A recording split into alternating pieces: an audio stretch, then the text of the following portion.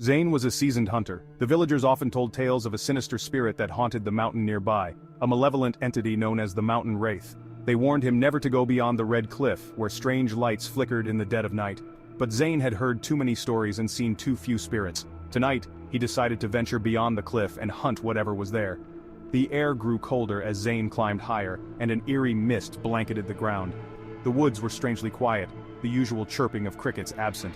As he approached the cliff, Zain saw a dim, flickering light in the distance, like a lantern swaying in the wind. He followed it, his breath turning into clouds of mist.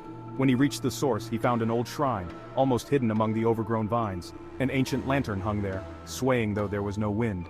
Zain reached out, curious, when suddenly a low growl came from behind him. He turned around, heart pounding. Before him stood a figure, tall and thin, with a face distorted like a cracked porcelain mask. Its eyes were wide, glowing like embers in the dark. The Mountain Wraith. Zain's hand gripped his hunting knife. He lunged forward, slashing at the air, but the spirit moved with unnatural speed, dodging his every strike. It laughed, a sound that seemed to come from everywhere and nowhere. Desperate, Zain remembered the villagers' warnings. To defeat the Mountain Wraith, one must trick it. He backed toward the cliff edge, panting.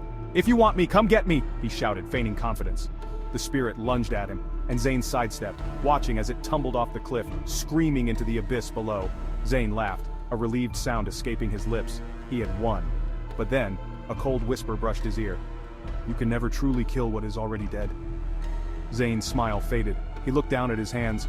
They were no longer flesh but were pale and translucent like mist. He stumbled back in horror, realizing he wasn't on the mountain anymore. He was standing on the edge of the red cliff, looking up at his own body, hanging lifeless from the vines of the old shrine. The spirit hadn't died, it had traded places with him. And now Zain felt the pull of the mountain, the hunger that gnawed at his soul. He had become the new Mountain Wraith, bound to haunt these woods forever.